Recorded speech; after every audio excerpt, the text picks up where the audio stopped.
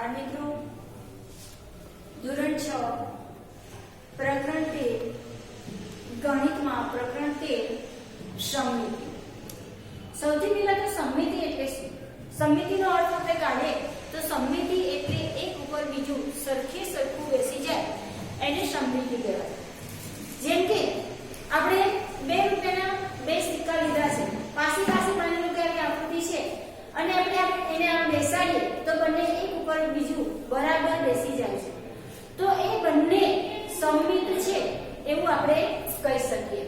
હવે જો સમમિત આકૃતિ છે એ સમમિત આકૃતિની સમમિતિની રેખાથી કરેલા બે અર્ધભાગ એકબીજા ઉપર પૂરેપૂરા બંધ બેસે છે, જેને સમમિત આકૃતિ કહેવામાં આવે છે. એટલે કે જે છે આકૃતિ એ આકૃતિને બરાબર બે અડધા ભાગેથી વાળવામાં આવે તો એના ઉપર બરાબર બેસી જાય છે. અહીંયા વચ્ચે એક ભાગ કરે, માની લો કે આવી રીતે ફ્રીહેન્ડની આવી રીતે આપણે રચના કરેલી છે, એને આપણે વાળી અને આપણે છાપ ઉપસાવીએ છીએ અને છાપ ઉપસાવ્યા પછી આપણે બીજી એવી રીતે એના ઉપર ઘૂંટી અને આકૃતિ બનાવીએ છીએ. તો આ જે રેખા થઈ એ રેખાથી વાળીને બીજા ઉપર મૂકીએ તો એ સમમિત ગણાય. તો આ રીતે એની રેખાથી એક ઉપર પૂરેપૂરું બંધ બેસતું બેસે તો એને સમમિતિ કહેવાય.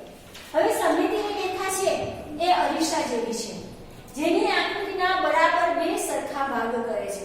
કોઈ આકૃતિ હોય એની પાસે આપણે અરીસો આમ રાખીએ તો અરીસાની કિનારી એ એની રેખા બને છે અને આ બાજુની આકૃતિ અને અરીસાના પ્રતિબિંબની આકૃતિ બંને સરખી દેખાય છે.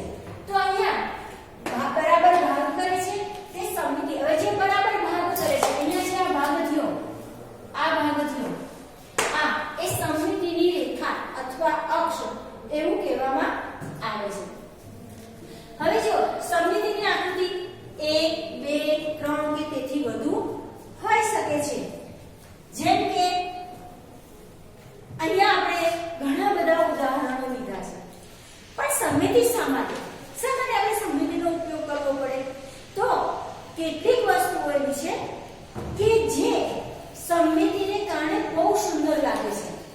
જેમ કે તાજમહેલ બધી જ બાજુ સરખો છે, બહુ મસ્ત સુંદર દેખાય છે, એનું કારણ છે સમમિતિ. બધી જ બાજુઓ સરખી છે. એ રીતે મંદિર છે તિરુવનંતમલાઈ, તામિલનાડુમાં આવેલું છે, એની સુંદર રચના બંને બાજુની પ્રતિકૃતિ સરખી હોવાને કારણે સમમિતિને કારણે બહુ સુંદર લાગે છે. આમ આપણે જે સ્થાપત્યો આપણા આવેલા છે, આ સ્થાપત્યો એની સમમિતિને કારણે ખૂબ જ સુંદર દેખાય છે. જેમ કે આપણે પતંગિયું લઈએ તો પતંગિયું આપણે આવી રીતે દોરીએ છીએ તો એમાં આ જે વચ્ચેનો ભાગ છે, આ ભાગ અને આ ભાગ એના ઉપર બંધ બેસતો બેસે છે. તો પતંગિયું વ્યવહારમાં આપણે જીવનમાં જોઈએ તો ઘણા બધા આવા ઉદાહરણ જોવા મળે છે. પતંગિયું છે, પછી કોઈ માટલી છે, થાળી છે, વાટકી છે, એવા ઘરમાં ઘણા બધા ઉદાહરણ છે સમમિતિના. એ તમે જોઈ અને નોટબુકમાં નોંધ કરી શકો કે કઈ વસ્તુમાં સમમિતિ કેટલી નીકળે છે. તમે આ જે હાસ્ય કરતું જે ચિત્ર છે અત્યારે ખૂબ પ્રચલિત છે, એ પણ સમમિતિ થાય છે. પણ આમાં એક જ સમમિતિ થશે, આંખની ઉપર આંખ આવશે, અહીંયા મોઢું અડધું આવશે, એ રીતે. તો અહીંયા એ પણ સમમિતિ થશે. હવે અહીંયા આપણે જે ઉદાહરણ લીધા છે એ ઉદાહરણમાં કેટલી સમમિતિ અને કેવી રીતે હોય એ આપણે જોઈએ. જો સમબાજુ ત્રિકોણમાં ત્રણે ત્રણ બાજુ સરખી છે. જ્યારે ત્રણ બાજુ સરખી છે તો એની સમમિતિની રેખા આ 1, આ 2 અને 3. કેટલી સમમિતિની રેખા થાય છે? 3. હવે વિષમ બાજુ ત્રિકોણ, જુઓ સમમિતિની રેખા થવાનું કારણ કે અહીંયા આપણે આ રેખા દોરી તો એના પર બંધ બેસતો ભાગ આવે, એટલા માટે અહીંયા સમમિતિની રેખા મળે. અહીંયા જુઓ આપણે આ રેખા દોરી તો આ ભાગ મોટો થઈ જાય, આ નાનો થઈ જાય, એના ઉપર બંધ બેસે નહીં.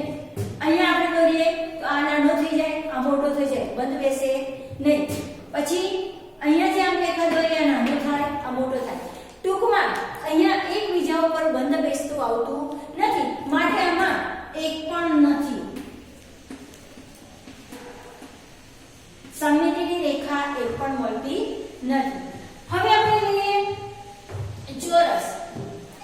ચોરસ એટલે આપણને ખબર છે જેની ચારે બાજુ સરખી છે એ ચોરસ છે. તો જુઓ આ એક રેખા, આ બે રેખા, આ ત્રણ રેખા અને ચાર. આમાં કેટલી મળે છે? ચાર રેખા મળે છે. ચાર રીતે આપણે વાળીશું તો આપણને સરખે સરખો એક ઉપર બીજો ભાગ જોવા મળશે.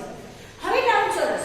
હવે લંબચોરસમાં જુઓ તમે આમ કરો તો આ ખૂણા ઉપર આ ખૂણો બેસે નહીં. એ રીતે આમ રેખા કરો તો આ ખૂણા ઉપર આ ખૂણો બેસે નહીં. તો અહીંયા સમમિતિની રેખા કેટલી આવશે? માત્ર બે, એક અને બે. જેના બે સરખા ભાગ થાય અને એક ભાગ ઉપર બીજો ભાગ સરળતાથી વ્યવસ્થિત બેસી જાય એ રીતે સમમિતિ આપણને મળે. હવે આ નિયમિત પંચકોણ છે.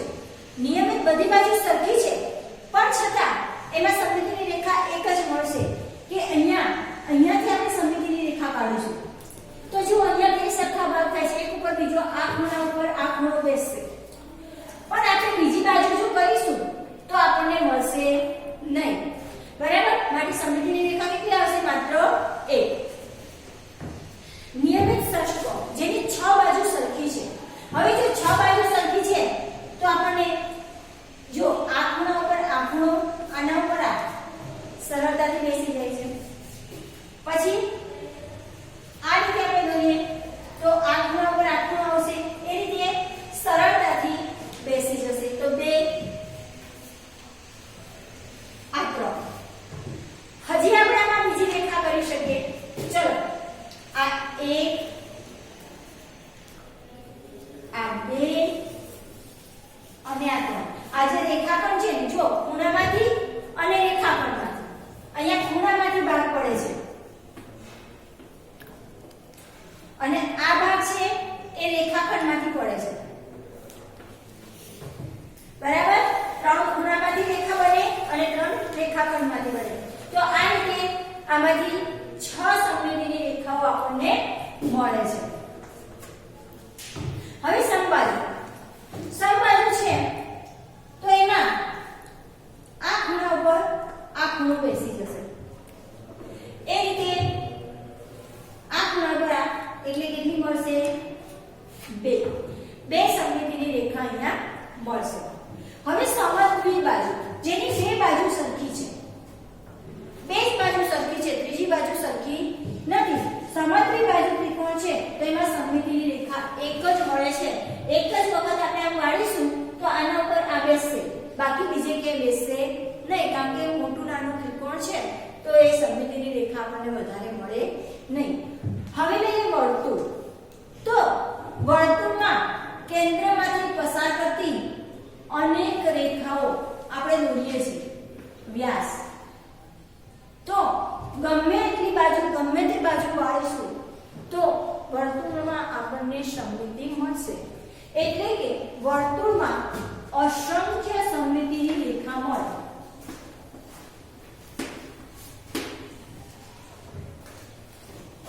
તો આ રીતે આપણે જોયું. અહીંયા આપણે નોંધ કરી હતી કે સમમિત આકૃતિમાં 1, 2, 3 કે તેથી વધુ સમમિતિની રેખાઓ હોઈ શકે. તો અહીં આપણે જોયું જો 1 પણ છે, 2 પણ છે, 3 પણ છે અને એનાથી વધુ અસંખ્ય સુધી સમમિતિની રેખાઓ છે. હવે આપણે જુઓ આપણા ડ્રોઈંગ ટીચરને તમને ઘણીવાર સાઈમાં એક દોરો ડૂબાડી અને આકૃતિ ચોરસમાં કરવાનું કહે છે.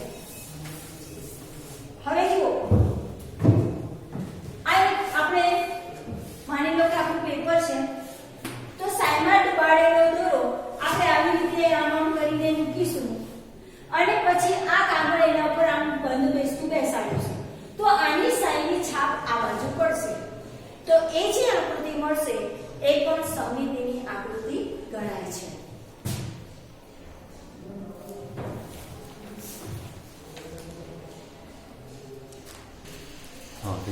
બાળમિત્રો આ પતંગ છે એ પતંગમાં પણ સમમિતિની રેખા છે.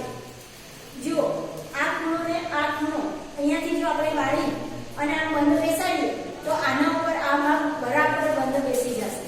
તો આ જે રેખા છે આ એ સમમિતિની રેખા ગણાય. હવે જુઓ, અહીંયા આપણે અરીસામાં જોતા આપણને કેવું પરાવર્તન દેખાય છે, કેવી રેખા દેખાય છે, આપણને પ્રતિબિંબ કેવું દેખાય છે એ આપણે જોવાનું છે. તો અહીંયા પરાવર્તન અને સમમિતિ, પરાવર્તન સાથે સમમિતિ કેવી રીતે જોડાયેલી છે એ આપણે જોવાનું છે. અહીંયા જુઓ, વસ્તુ અને તેનું પ્રતિબિંબ અરીસાના સંદર્ભમાં સમમિત છે. આપણે અરીસાની સામે ઊભા રહીએ તો આપણું બેઠું પ્રતિબિંબ આપણને દેખાય છે. તો અરીસાના સંદર્ભમાં, અરીસામાં બીજામાં નહીં આપણે જોવાનું, અરીસાના સંદર્ભમાં એ સમમિત છે. હવે કાગળ હોય, એ કાગળને આપણે વાળીએ તો કાગળને વાળતા આપણને જે સ્થળ પડે છે, માની લો કે આપણે અહીંયા પાડી દીધું તો અહીંયા જે સ્થળ પડ્યો એ સમમિતિની રેખા ગણવામાં આવે છે. હવે જ્યારે આપણે પ્રતિબિંબ અરીસામાં જોઈએ તો પ્રતિબિંબ કેવી રીતે રચાય છે?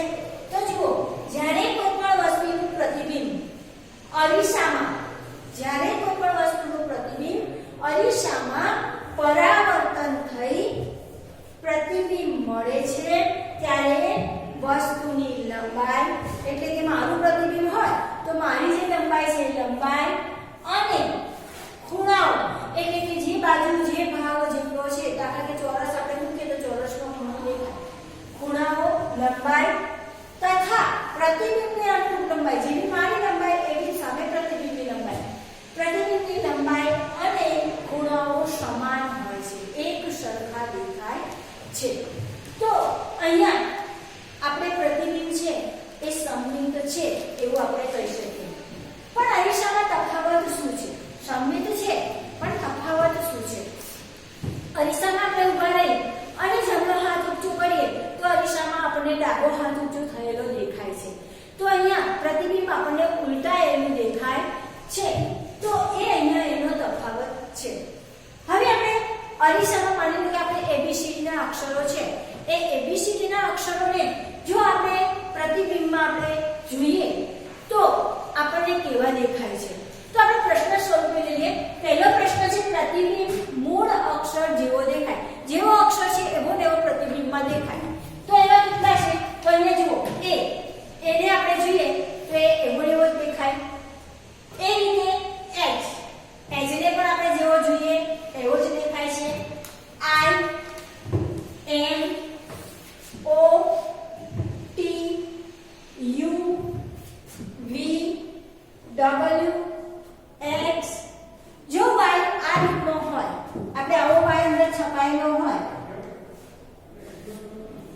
તો y આટલા આપણને મૂળ અક્ષર જેવા દેખાય છે.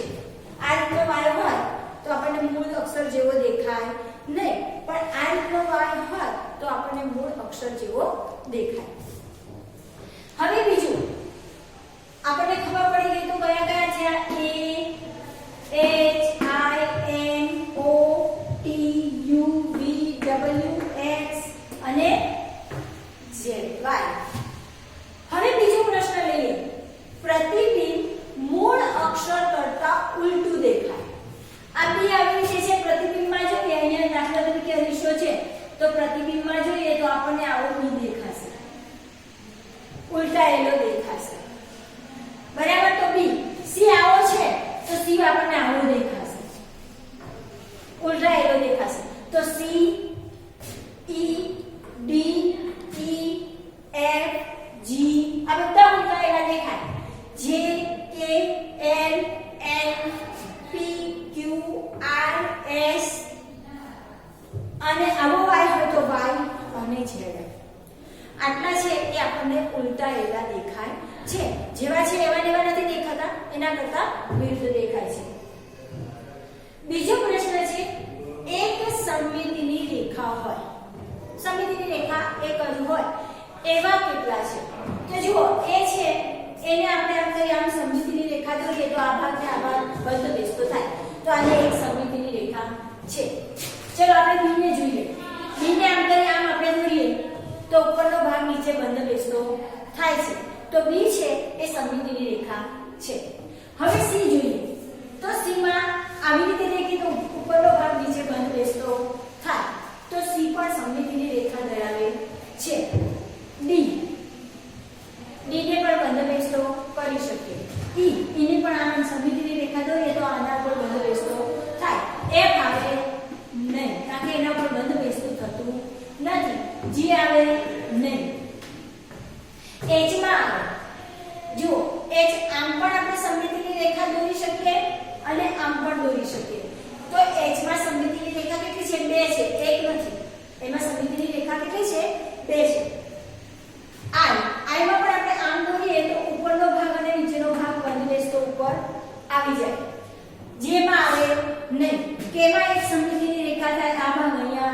બેસી જાય છે.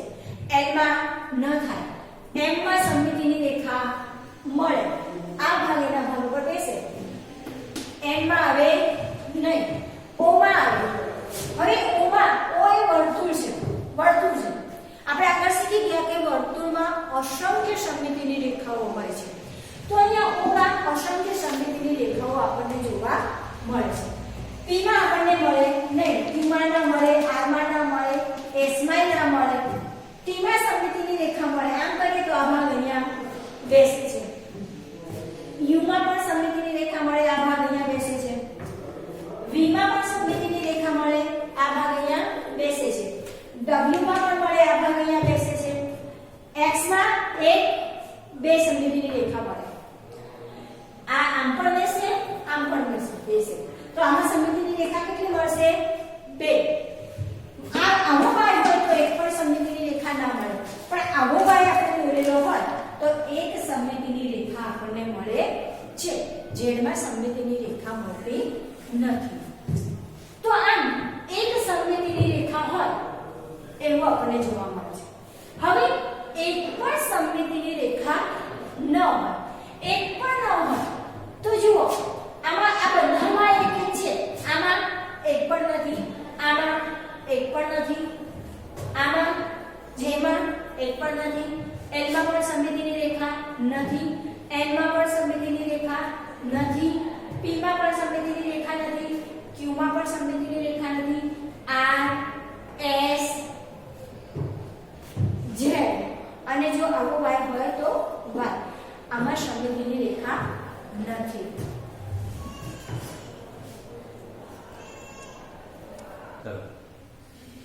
વિદ્યાર્થી મિત્રો, આપણે આલેખ તો ખબર જ છે આલેખના પેજ. તો આલેખના પેજ ઉપર પણ આપણે સમમિતિની આકૃતિ કરી શકીએ. અહીંયા મેં આલેખની જેમ ખાના દોરેલા છે અને મેં એક આકૃતિ દોરેલી છે. જો આ સમમિતિની રેખા છે. એમાં આ પહેલું મેં આમ ત્રાસુ લીધું છે તો અહીંયા પણ આમ ત્રાસુ લેવાનું. પછી એક ઊભી લીટી લીધી તો એક ઊભી લીટી. પછી આડી લીટી લીધી છે, આડી, ઊભી, પછી આમ પાછા આવ્યા છે, વળી સીધી અને પછી. તો આ જે આકૃતિ બની એ સમમિતિની રેખા. આવી રીતે આપણે આલેખ પત્રમાં અનેક આકૃતિઓ દોરી શકીએ. તો અહીંયા જે આવી આ સમમિતિની રેખા બની. આપણે કુદરતમાં ઘણા બધા વસ્તુઓ છે એવી બધી કે જે આપણને સમમિતિ દર્શાવે છે. જેમ કે લીમડાના પત્તા. એની લીમડાના પત્તાની વચ્ચે દાંડી હોય, આજુબાજુ પાન હોય છે. બંને સામે સરખા પાન હોય છે. તો લીમડાના પત્તા છે એ સમમિતિની રેખા દર્શાવે છે. મીઠી છે એની જે આકૃતિ ધ્યાનથી જુઓ તો એના વચ્ચેના ભાગેથી આપણે જોઈએ તો બરાબર એક ભાગ બીજા ભાગ ઉપર બંધ બેસતો આવે છે. મેં પતંગિયાનું ઉદાહરણ તો આગળ જ આપ્યું હતું. એ રીતે રમવાના તાશ પત્તા છે. એમાં તાશ પત્તામાં આપણે માની લો કે 2 હોય આવી રીતે